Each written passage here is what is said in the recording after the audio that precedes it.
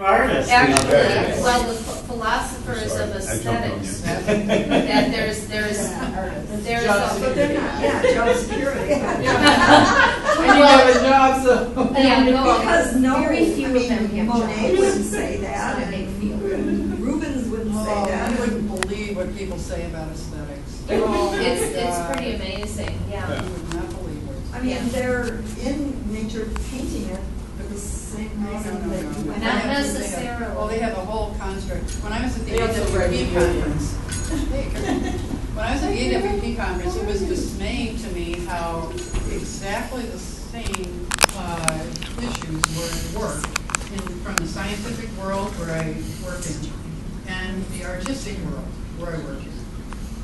The orientation in the academic area is almost exactly the same. They have this very elaborate, twisted pretzel thought process to describe something where this person is talking about her grief. And she says something like, the temporal luminosity of my sensibility was divorced and disjointed from the immediate. Translate this into English, where I felt an augmentation of my senses, where I could witness this tree branch moving. And I finally discovered she was saying I was breathing in a heightened state of awareness, and it made my senses super sharp. Why did you say that in the first place? So it's disheartening to hear this from both worlds, and both worlds having a skittish fear of approaching anything talking about the soul or mysticism or anything like that, because it's a career killer. Oh, sure. It's a career killer. That's why so One many person- people connected with us say that. Well, this Yeah. person apologized. She was up on the panel. She's a well-known poet. She was up on the panel apologizing for the fact that she felt her dead mother's soul move past her. And she's apologizing for it. And I said, oh my God.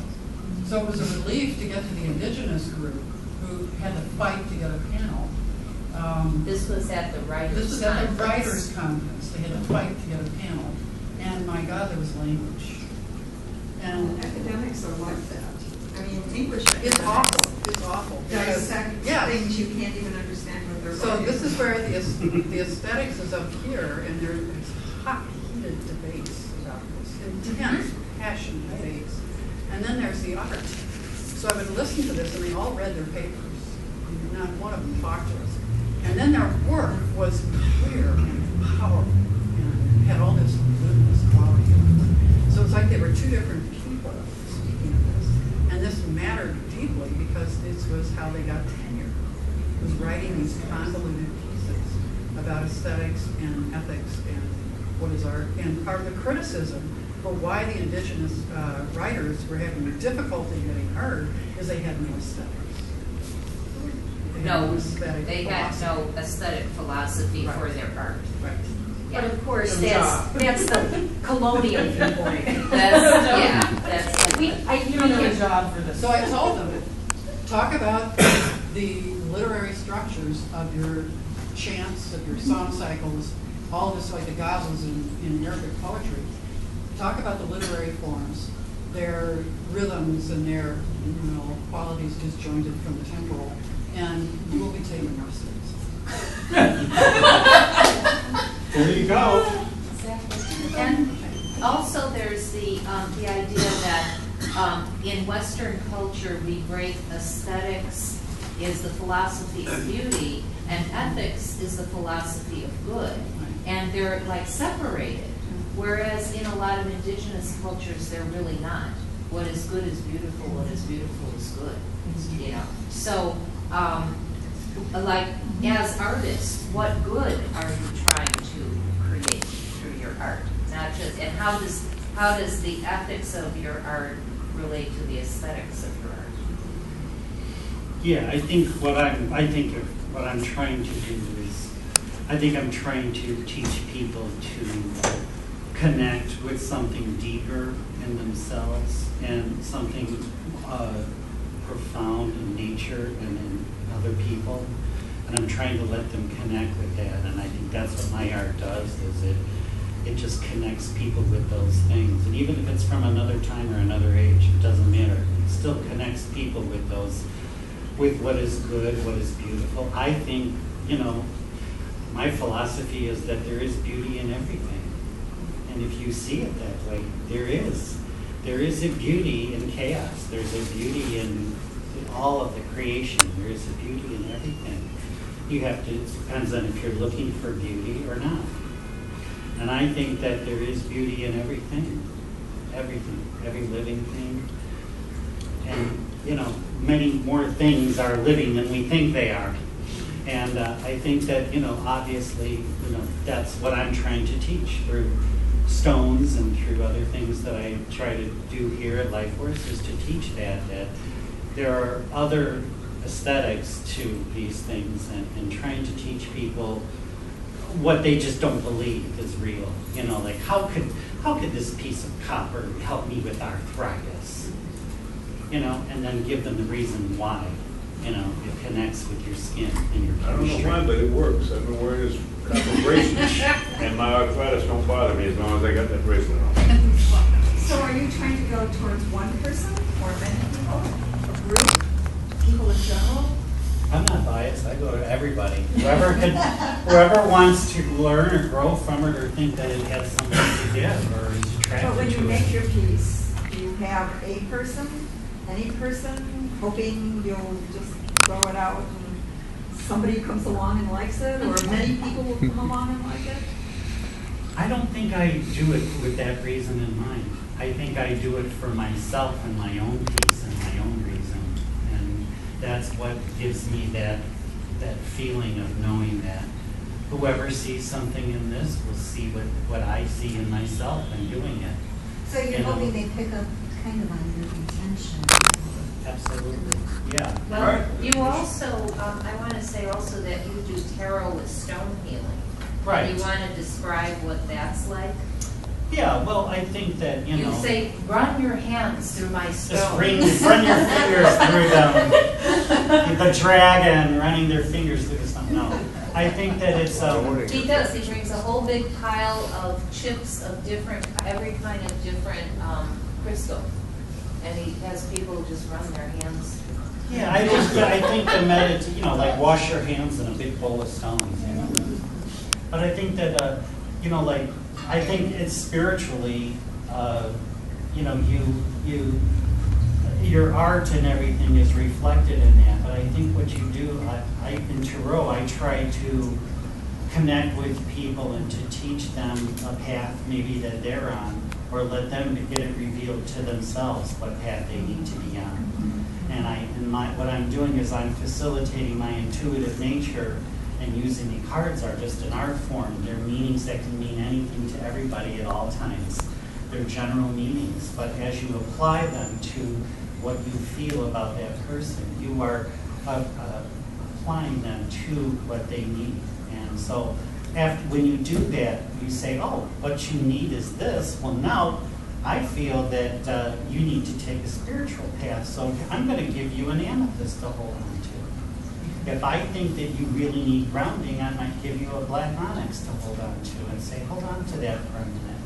And then sometimes I'll check it, see how warm it is, and see what kind of energy. And if they get a hematite and they can't even warm it up or anything, I'm like, they're not grounded at all then, because I can feel that. And so the stones speak to me, to the healing that they need. And I feel it from my intuitive way with reading them. So I use the stones to facilitate that healing, and try to teach them that so that they can, feel it that here's how nature can give you that back. The thing that I feel that you are needing or lacking or don't need to balance with. So these are the things and I let them try to come up with it in their own answers. I try not to be all yang about it, and be like, let them come up with the answers and ask the right questions to reveal their own healing and their own path to me. You reveal the path. I think the Tarot is there to teach you the present and who you are now, not to teach you the future or the past. And it is there to reveal what you are as an essence right now, and where, and then, it's a dialogue that you have to have with someone as far as healing. So I think that I'm combining both of those to be able to use my intuition and then use the healing of nature and the stones as well to facilitate that. And also in reading Tarot, the Tarot is a whole deck of images. You know what I mean? And it's very interesting because there's like millions of Tarot decks, and they're very different images, and yet they usually have some, you know, like basis. I mean, there's still a basis, but they could be interpreted in different ways. So what is like that relationship of energy to iconography? In other words, like there's an energy, but there's also symbols.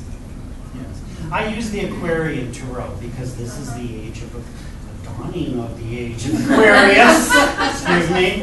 And in the next 100 years, we are moving from the age of Pisces and the age of Christianity into the age of Aquarius and into this. The age of bureaucracy. Yeah, so, you know, in the age of Aquarius, the sign of Aquarius is where we all have to come together to be able to embrace all religions and all things. I think that's what this sign of Aquarius is learning how to embrace all things like that. So I think that moving into that, you know, we are kind of moving out of the era of Christianity and moving into the age of Aquarius. So I've always used the Aquarian deck for the past 40 years. And because I think that that's always been, you know, I can see the pictures in it that represent what has to happen. It's like and I read more like the psychic tarot, you know, not necessarily the physical tarot of what it means in the book, is necessarily, but the psychic tarot, meaning my intuitive interpretation of that, intuitively, psychically, and emotionally. So, like, you know, I feel that is it should be different for every single person who reads. That's what it does, and whoever does that is teaching somebody else something about themselves through that, you know. And I choose the Aquarius because I think that's the age that we're going into, the age that we have to embrace everything and not just one thing, one aesthetic, one thing, you know. And that's what I have seen happen before the age of Christianity with, you know, the pagan and Druid and Egyptian, back to Egyptian times and everything. All these cultures were seen so balanced and so beautiful. And women and men had equal power and everything was all, you know. And then it just, where did the balance go? Now it's not there. Now men are here and women are here. It's not right. We need to bring it back into balance. And I think that's what I try to do with everything that I create. And everything that I am is to get people to see that balance again of that we are all equal in all ways, in all things, not just human beings, but, you know, we need that plant, and we need that rock, and we need everything to survive. Like you said, it's important to our survival, and that we have lost the sense that it is important to our survival, and that's what I think I do. Is I'm bringing people back to that point to teach them that, no, you need to take a spiritual path for your own survival because you won't survive, just like the technology that will be obsolete in the future. You will be if you do not embrace this and learn that this is where the culture is going and what we need to do. So I have a question for Sue. Given the fact that you're saying we need to go into nature, what do you want me to take away from your photographs? What am I supposed to find in your photograph? This is the mysterious part of this, because I have no idea what a person's going to find. This is the oldest existing living rocks that exist on the planet. See, That's no, not what I'm but meaning. Yeah. I think it's an absolutely serious question. Yeah, I want to interject something here too, that one question that we have here is, and I need to go find out who made this statement, education is never politically neutral. If education is a system of learning created by one person for another to teach certain knowledge, the person who creates the educational system is making choices based on his or her values of what is important for other people to know. Art also reflects values. The artist makes choices of what to create based on his or her values of what is important to express to others or to elicit from others. Like the word aesthetic is based on the word for feeling. The opposite of aesthetic is anesthetic. You know, I think that's yeah. an important question because I have to say I don't know.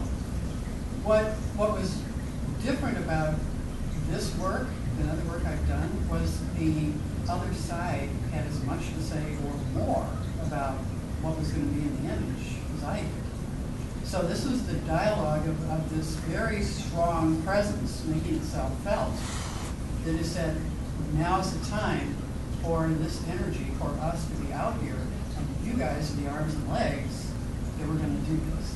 So putting out the images, what I've seen is just standing back and watching people interact with them, relate to them, be inspired by them, and I have absolutely no idea what they're taking away. So maybe the stone, it was the stones who had the message. Right. You were the vehicle for Right. that. Yeah. And so the Now that's- stones want to get their own message out there. Exactly. Directly to people. So that's why I kind of say, you know, I'm not really the artist for this. We took the pictures, basically, as a photographer, I suck. Except here. Except here. You were guided, that's because you're guided. Yeah, so it was very much a conversation between these things that said this, they have been breathing down my neck for 3 years to get this book out because it has to be out now. You know, why? You'll find out later. You know, the author is always the last to know, basically, what it is we've done, the artist and the author. So we first saw this in Vevey, Switzerland, where we had the photos up in an exhibit, and the people came in, and we had a chance to watch them and the photos work for 3 hours, and people go away changed. So I think the work here is sort of alchemical, that it's to connect, if it does, connect you with something deeper in yourself, that you go away with a different understanding of who you are, or at least an inspiration, where you're accessing something deeper. So to me, it's igniting the spirit inside people where they understand they are not just physical. They're not limited to this lifetime. That they are here to do some work, anchor the spirit in some way, and they will have vastly different choices. And they will make a vastly different life if they did not have that. So it's basically to wake people up to who they really are. We have no idea, especially in Western culture, there's no vehicle for this except through transcendent experiences. You may have it in a video game. So do people react more to one of these than others? Sometimes it's a cumulative effect. Sometimes it's only one picture. Yeah. So they'll be drawn. So is each group different when you? Each group is different. But the uniform thing is they feel some connection and they feel the impact. They feel the power.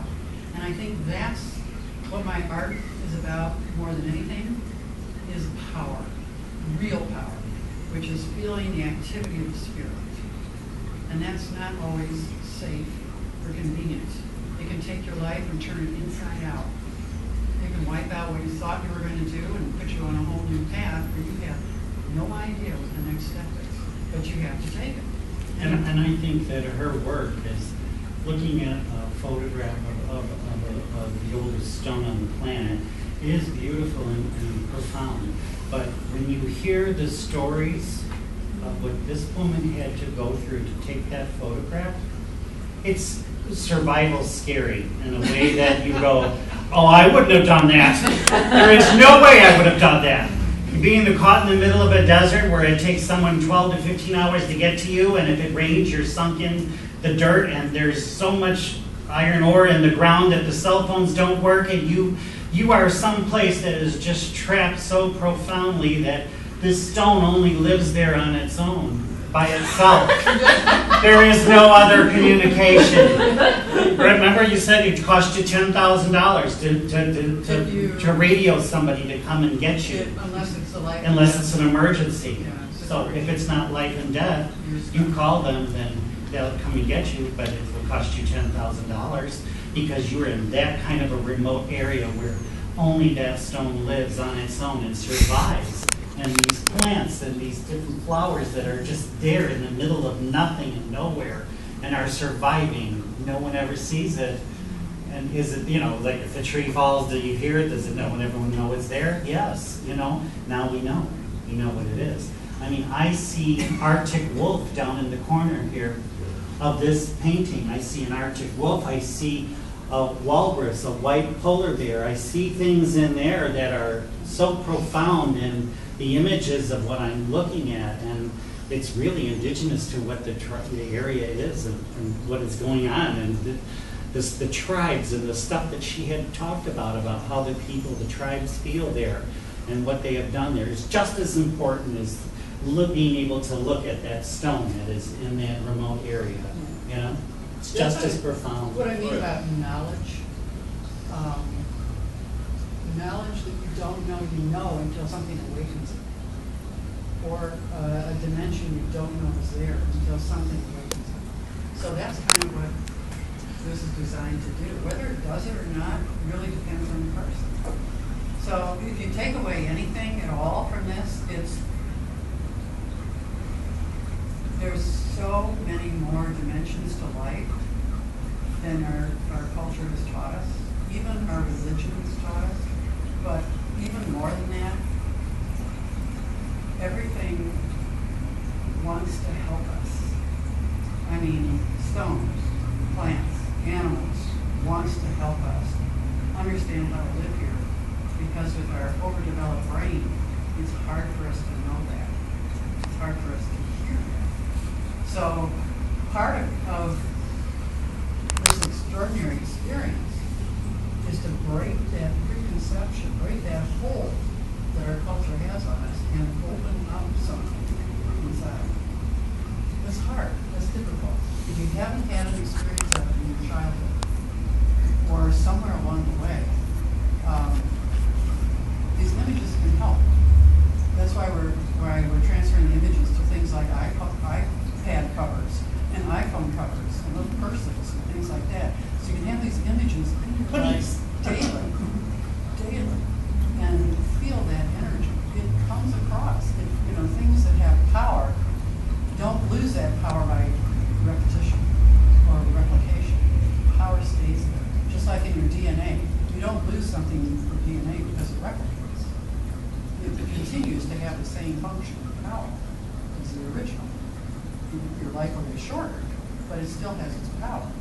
It's the same thing. These that have power for 4 billion years, they know a lot. They would dearly love to be able to tell us this, if we can hear it, if we can learn. So just to go away, something mysterious happens, you don't even know what it is, you go away and it takes some form in your life. That's about it. Do you think that going out on these journeys and doing the photography and being these places, did it lengthen the telomeres? I hope so. Because I have to live a long time now. I want to find out how this turns out. I want to see if we turn the corner with this. Being in the science community, you really get the immediate story of what is going on in the planet right now. And we have about 30 years before the tip turns, and some of these processes are irrevocable, which is not going to be good for us as a species. When we evolved, it was a very cool, more dry time in Earth's history. This is actually one of the cooler periods in Earth's history. When we got out of the range in which we evolved, it was hotter. Our bodily functions are not going to work well. So we're going to have to compensate by building more and more artificially controlled environments, which is going to take more energy, which means we suck up more energy from the Earth. So unless we learn how to access these other dimensions, which will transform our bodies and make them able to live in this world better, we are not going to have a really good future. The viability of the species is already down. Sperm counts are down 50% worldwide. Reproductive rates are down. This is what you see in a species in decline, is the viability of reproduction starts to drop. So and the people reproduced are less and less able, more allergies, more asthma, more autism, more ADD. So the dysfunction starts to multiply in there. The dinosaurs were in decline long before the meteor hit. The world was changing. They were not able to adapt easily to it. So they were already in decline. The meteor's like the tree rock. So do you ever wonder why what survives these mass extinctions? And a lot of it has to do with being flexible. Small and adaptable. And we are a highly adaptable species, but the environment we're creating is making us less and less so. And the more we have in an urban environment, the more our DNA responds by making us less and less able to live anywhere else. So this is why I'm saying get out in nature. Challenge your body so that it can, again, be more robust, and the DNA will also adapt and become more robust. So the more control your environment, the weaker you become as a species. This is why I say, yes, the video games are great. I love technology. It's fascinating. It's creative. It's absorbing. But your body stays still. You're in front of that computer for hours, and your body is not doing well. Your DNA is declining because you don't need it, and it's very efficient. It will say, okay, you're sitting. You don't need your calcium. Let's take it away. Your skeletal structure is not being challenged. Let's get rid of it. Well, that's the image out of Wall-E. Yes, Remember all of those exactly. people who are just balloons? Yes. Did you see I Wall-E? didn't see Yes. that Well, one. it's, Exactly. they're people and the machines take over, so they're just blobs Yes. sitting in chairs Uh-huh. and doing nothing Right. because they did nothing. Right. And they then continue to do nothing, but more nothing. Right. And more nothing. Your mind is hyperactive, and it's absorbing more and more of the energy of your body. It already takes about 20%. I mean, that's a lot. We have a very expensive brain. And you have your physical body do less, your mental body do more. Guess what's going to suffer? Okay, so this is not good news. This is why you really should be on the computer, in front of the computer, on a treadmill, or working some kind of aerobics or something. Then yes, you can spend hours in front of your computer, reading your email or doing whatever, but your body's moving. We've evolved to move. We did not evolve to sit. It's very hard. We're not evolved to absorb extra estrogens from plastic either. No. That's a whole other. That's Another piece of that. I thought it was very fascinating too. One of the things that ended up not being in the exhibit was the whole section that you have in your book about how the body is made up of the same minerals as these most ancient rocks. And the life forms. And the life forms, the bacteria, like that's a fossilized bacteria, you know, and That's I what they mean, built. and that's what they build, and that I like what you said in your talk about people get upset that when people say, well, we're descended from primates, but actually we're descended from pond scum. Yeah. Yeah. We're even changing the internal ecology as we use more and more antibiotics. Yeah. We're losing some of the internal flora that used to keep us healthy.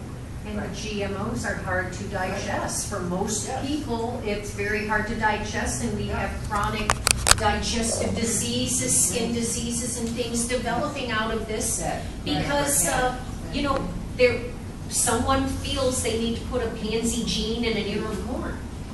Well, just to show you how challenging the body can bring out what's in there. Norman and my husband have gone through 12 years now of what's called temple training. which is a very intense form of training the mind-body spirit connection. And in it, you do some really rigorous physical work.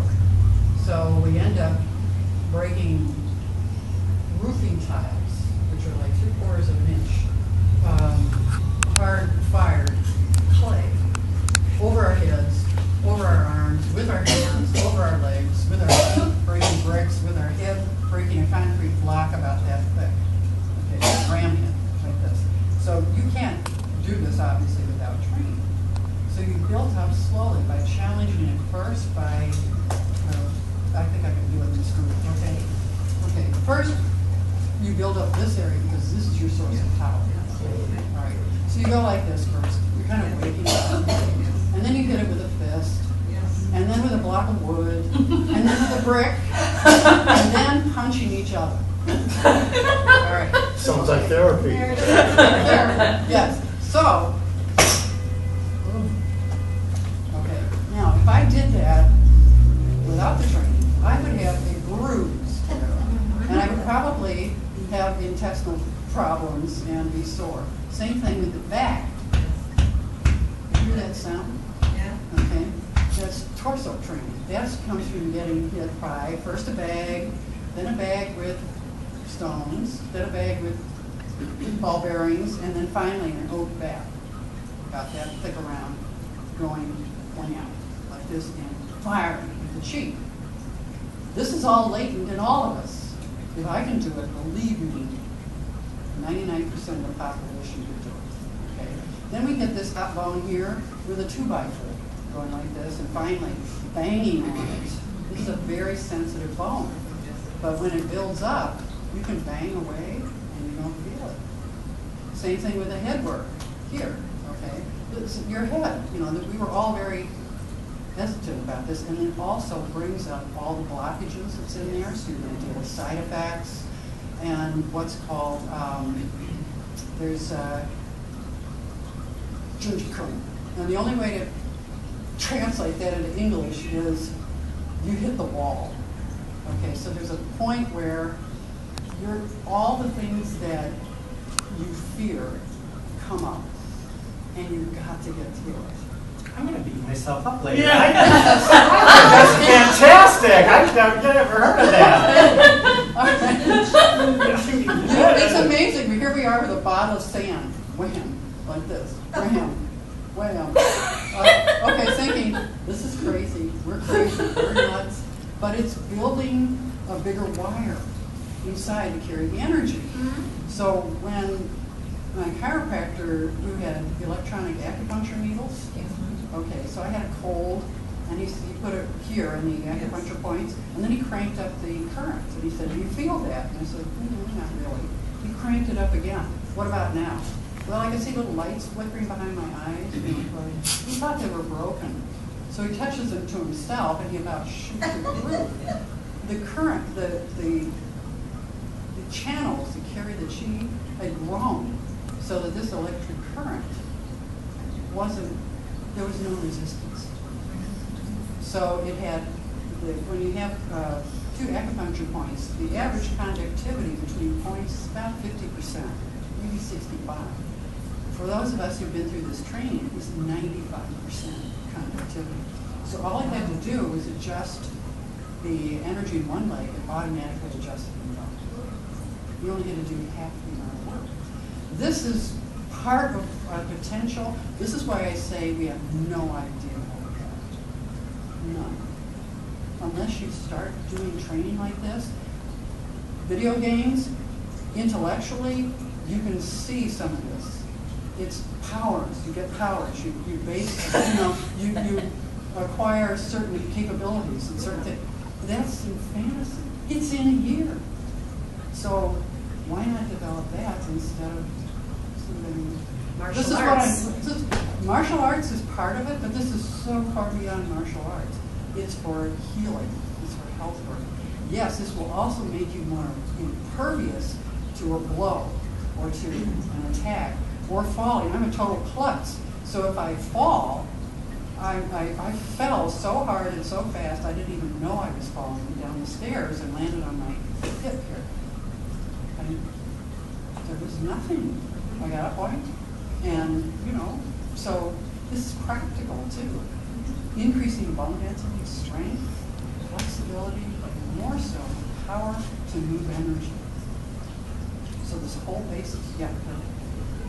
I think what you're saying, I came in late, but if we all lived a perfectly healthy life, ate all the right things, did all the exercises we're supposed to do, we would live longer, we would be healthier, and that's kind of what is coming out of the earth, you know, this energy that's coming out. But we all don't live that kind of life. I don't think anybody ever has. Well, that's my rare. point. Has anybody ever lived that kind of a life that they? Intentionally, yes. Yes. You know, we should all Design go to culture is rare. exercise. We should all. Most people won't go through the training.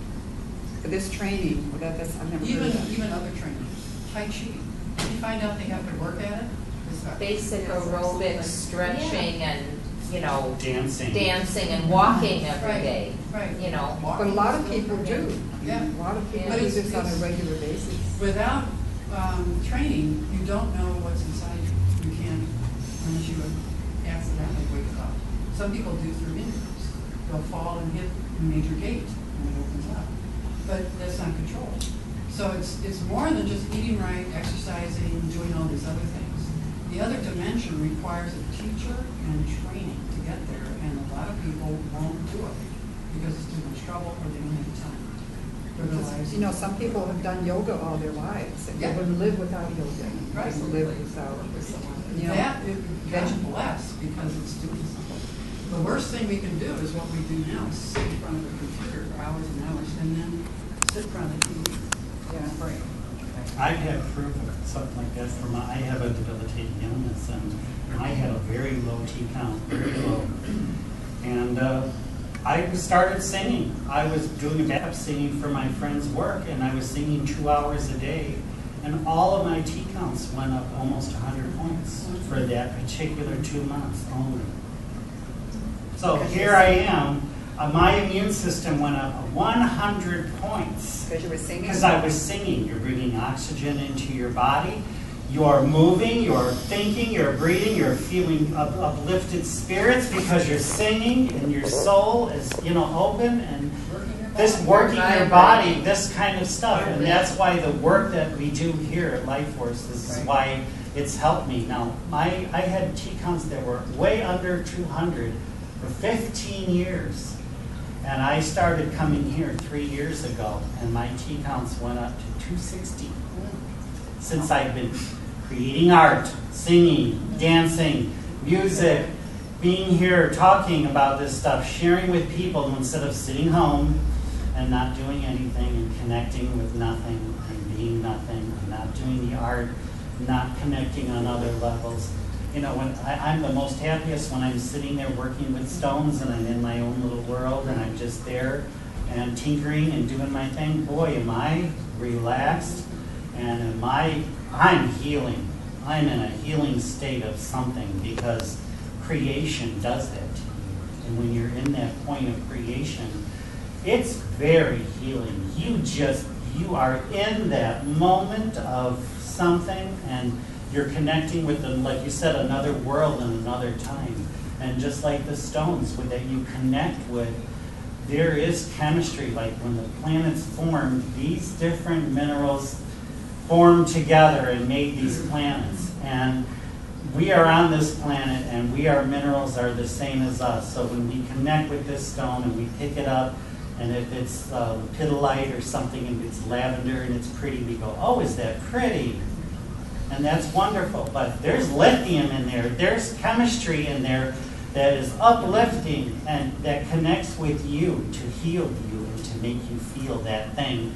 You don't even know that that's in there. You don't know that we are the same. We are walking, living, breathing rocks, you know, basically, and plants.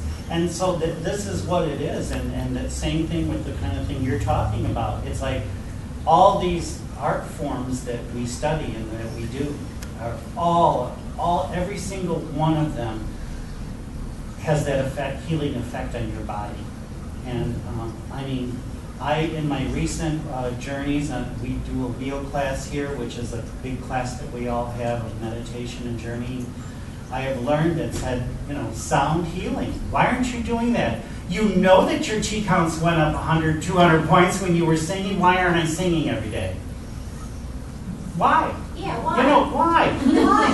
So this is what I've been learning, and I'm doing it. I sang all the way here, and I'm going to sing all the way home. Okay, and I'm going to sing. I've been singing here, right? Right. We've been doing Right. things here, and even Joan said, "Gosh, that's kind of inspiring. Maybe I should sing. Maybe I should teach my And if singing you come and stuff that I 31st used March to to the teach." second event, she will sing in Egyptian. Absolutely. So everything that I do here is bringing that out of me, and the healing process is amazing. You do not understand and I am a physical proof of that.